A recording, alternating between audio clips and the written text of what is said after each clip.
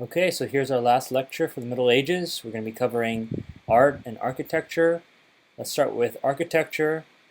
Coming from the early Middle Ages, starting from the 900s, late 10th century, we're going to see that though architecture took a while to develop again after the fall of the Roman Empire, okay, centuries later, finally they are reestablishing and learning how to build larger buildings. The first things that are going to be built are definitely our cathedrals, and here are a few of the characteristics of what it looks like. So most of the things that are made that are Romanesque come from the idea from the Roman Empire and how they would build things in massive size. Okay, so the quality of it is going to be kind of like overdone in the sense of always including a lot of materials that are very heavy, and the walls are going to be extremely thick. The windows are going to be really small, as you can see in the picture on the right. The arches that you see at the bottom are going to be round, and there's vault ceilings that are called groin vaults. That's a way to support it, so it's not just complete rigid blocks, but at the same time, they're not going to be as strong because they're not strengthened by support beams. Okay, so the main thing to know is that there are arches. They usually are decorated. However, they don't really have a complete aesthetic appeal compared to what we're going to talk about Gothic architecture, which will come later after Romanesque. Okay, so please pay attention to. Let's see if I can get this. Yes. Okay, so here we have obviously the towers. Okay, and we have the arches here. Okay, and also we have the small windows here. Okay, so one thing is that in these cathedrals, oftentimes because the windows are so small, it's very dark inside because not a lot of light, outside light, is coming in. Okay, and at times, this cathedral has a small stained glass window right there. Okay, all right. Let's see. For that. Okay, another few examples. One thing to know that with Romanesque, okay, you can tell that whatever materials that they are using, it depends where they are in Europe. This is taking place in Italy, and the thing is that these Romanesque type buildings are heavily fortified. They pretty much are like castles, except that they're not necessarily used for defense, but they're very durable and strong, and a lot of them are still standing today because they're built so well. So if they look like castles, they don't necessarily need to be because oftentimes they're using the same materials and how they actually build it. They would fill it with a lot of rubble, and it might be even double walled at times. So it's very thick in that sense. It'd be very cold inside as well because it's not really that great insulation. Okay. Here's another example of Romanesque. So this is taller in the sense and skinnier in some ways, but in the same way, they are thick. The windows aren't very big. The rounded arches are still there. Okay, so this is what is inside of a Romanesque type of cathedral, church. You have your rounded arches. The pointed arches that's going to happen in Gothic is going to look different. So keep that in mind between the rounded arches and the pointed arches. I'll show you in a second. Outside of a lot of cathedrals, they're going to have these things called tympanums, which are like kind of at the top of the doorway. For this one, you have Jesus who's on the throne, and he's kind of resembling what is seen in the book of Revelation in the Bible, where Christ is the final judge, and Jesus is sitting as majesty, and he's wearing a crown, right? And so he has a bunch of people that are under him, and you have the elders and the apostles. Okay, on the right you have a statue that's carved at the top of a pillar of a church, and it's Christ and Lucifer. So one thing to know is that in medieval architecture and art, the theme is absolutely about Christianity, about Roman Catholicism, and that's going to come through different ways. One could be through sculpture, others could be through murals. Okay, so let me take you to Florence, Italy. Okay, this is their baptistry where people get baptized, and this is going to be around the 11th century.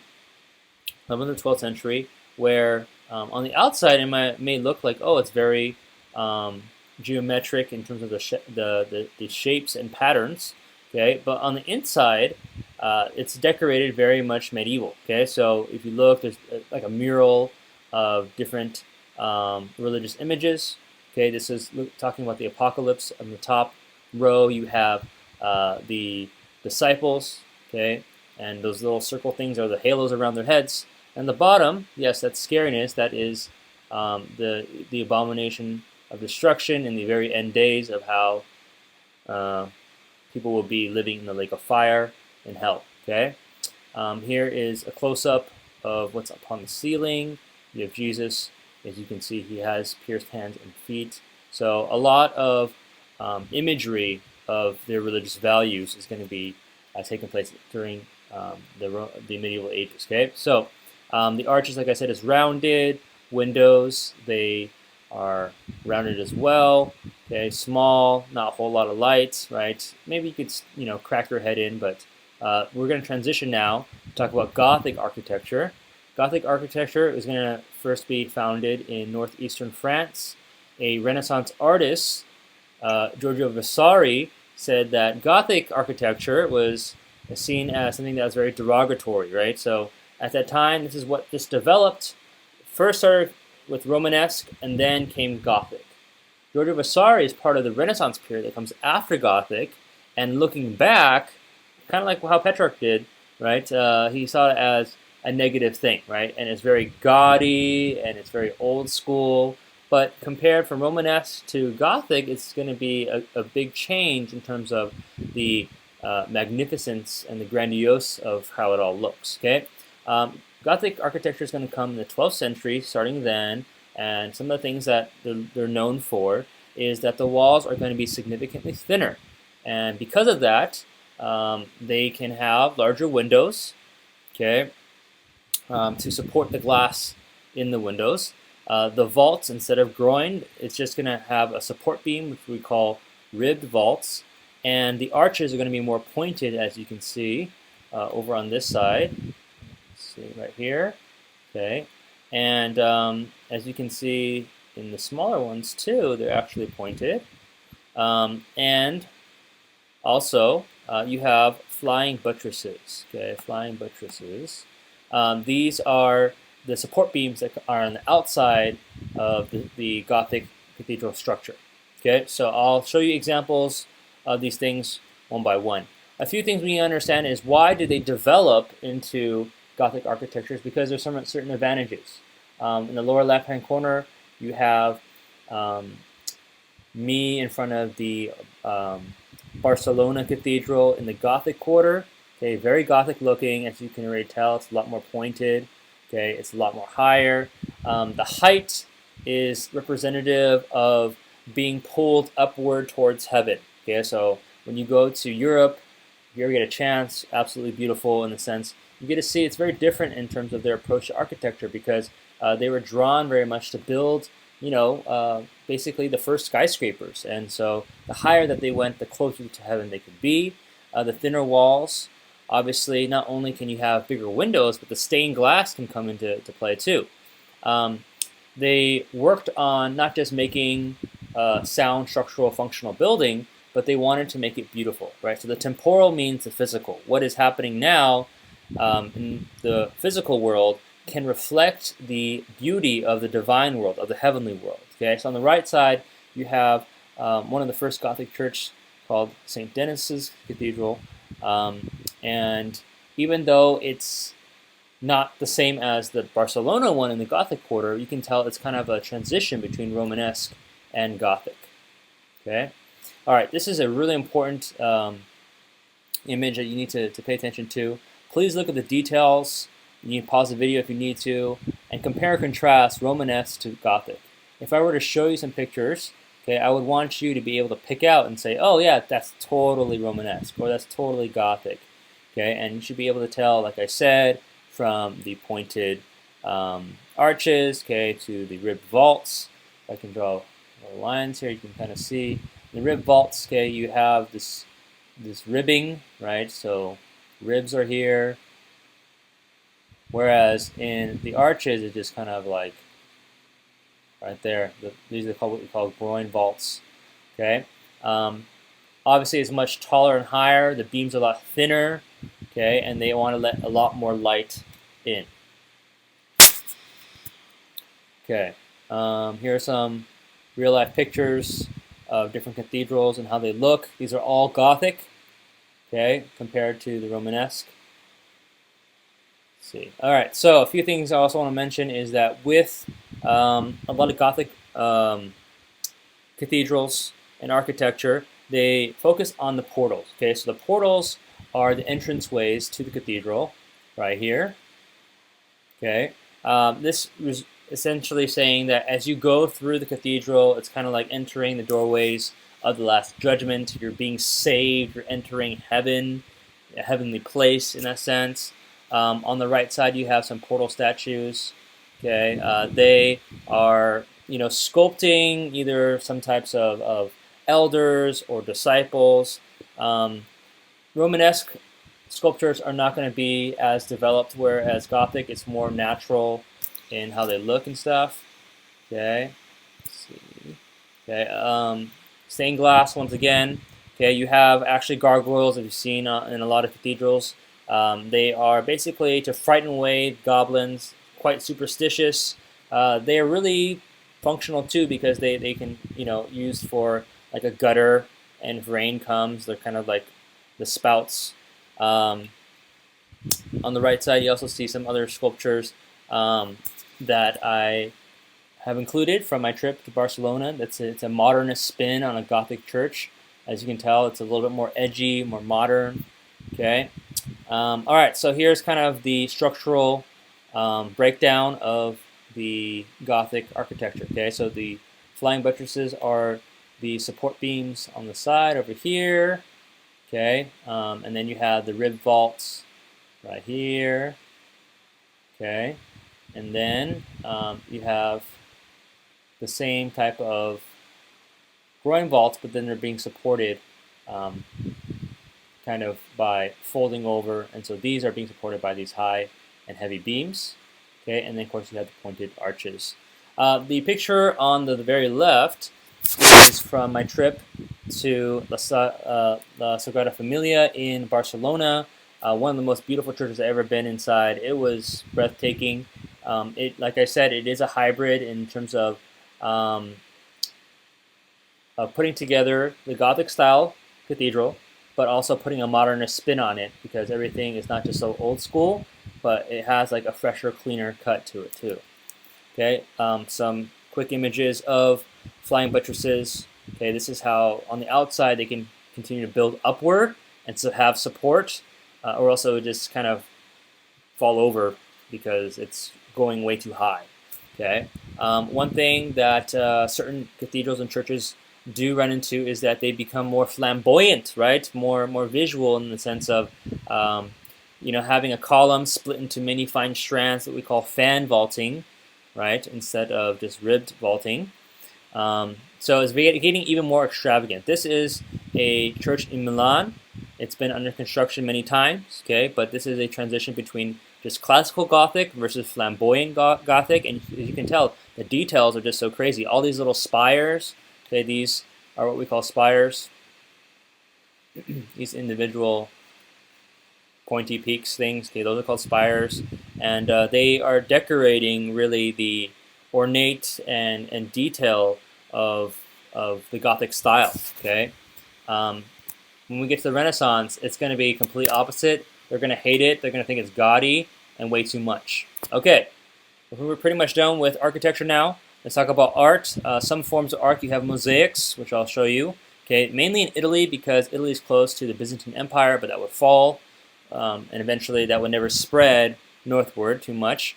Also, illuminated manuscripts. These are going to be from the Bible, right? Paintings that and drawings that are illuminated in the sense that they are showing the divine. They have some gold foil in it. They are discouraging individualism because they're trying to bring the divine through. Right, it's called illuminated for a reason. A lot of different types of murals. I showed you one that was focused on Jesus and the Last Judgment. and stained glass and sculptures. So the sculptures are to really beautify the church on the outside, and sculptures are always symbolic, either from a biblical story or a reference like that. Okay, so here's a mosaic.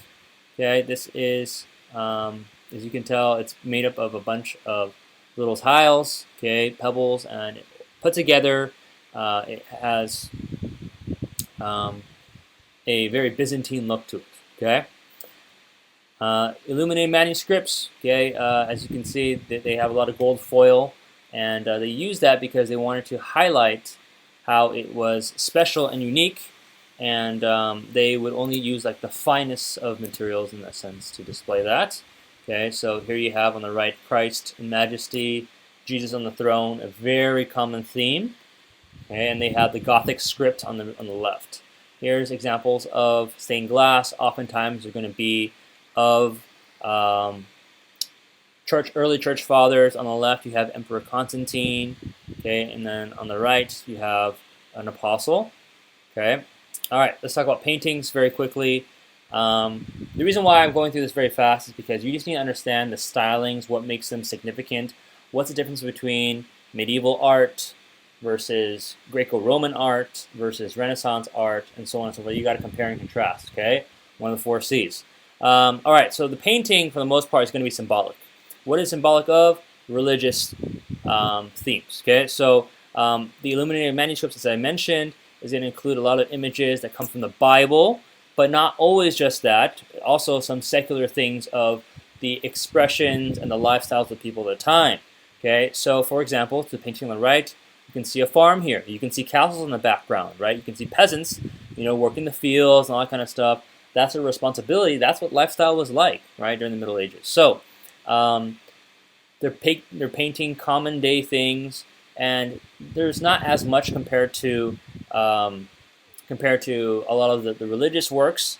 Okay, but at times there are some secular pieces which I'll show you what were they highlighting. Okay, the most popular painting is going to be Madonna, who is Virgin Mary. Okay, she's called Madonna in Italian, and with the baby Jesus, what they call Bambino. Okay, Bambino stands for obviously the baby. Okay, so this is the first one from the Book of Hours, right? So there's the prayer book. Every hour, there's a certain prayer you can do. Another example of the lifestyle of the Middle Ages, you have women and men working side by side farming, okay, which is going to be different later on in the Renaissance. Men and women are going to have different trades and responsibilities. Also, you have on the picture on the right, you have noblemen that are enjoying their lives just riding on horses and all that good stuff. Okay, so I want to share with you guys a time period that's really important. A lot of times when art is changing, it's not instantaneous saying, all right, now we're going to begin a new art movement, right? It's not announced. It's not an official formal thing, but there's a point where people are adopting new techniques, and it's kind of a transition. So we have to understand that in the 14th century, in Italian we call it Quattrocento, this is where you see a transition from the medieval to the Renaissance period, and cities like Rome, Florence, Milan, Venice, Naples, all Italian city-states are going to start developing and introducing new stylings. Okay, so we have to understand this. Okay, medieval art was themed based upon the symbolism of what the biblical message was, or the religious theme. Okay, whereas the Renaissance is focusing on what is natural, what is real, what is happening as close to reality as possible. Okay, so please remember that there is this transitional period. Okay, and I'm going to give you a couple of artists, and we'll look at more in class. Okay, Duccio is the first one. He's going to be heavily influenced by the Byzantine style.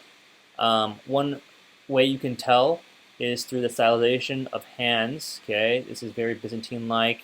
The hands and the fingers are very curved, right, and very slender. Okay, also the nose. Okay, the nose is a downward posture, and the curve of it, okay, how it just dips under a little bit like that. That's also very Byzantine influence. Okay, so Duccio, this is one of his earliest works of Madonna and Bambino. Notice how, okay, this is Virgin Mary, but her son, okay, her son has a face of a man. Okay, so you have a baby, but right, they have this imagery of, well, it's a special child, not just any child, because this is the Christ. This is the one that will die for the sins of the world. Okay, all right. The next and last is going to be Giotto. Okay, so Giotto is a really famous Proto-Renaissance artist. This one is called The Mourning of Christ. As you can see here, Jesus is dead, and this is at the point at his death, and you have all the disciples and even the cherubs, the angels above him, mourning for the loss. As you can see here, these are the halos. Okay, and you have men and women. You have Mother Mary and Mary Magdalene around him. What's really important is that Giotto is known to really fit figures into the painting, where they're not just crammed and thrown in there. There is adequate spacing. The personality of each of the saints are going to come through, and the emotions and feelings, as you can see from each of them, it's very apparent. Whereas before, in a lot of medieval art, it's just very fixed and flat, okay, very 2D. So I will let my homegirl, Sister Wendy, take over when we get back. All right.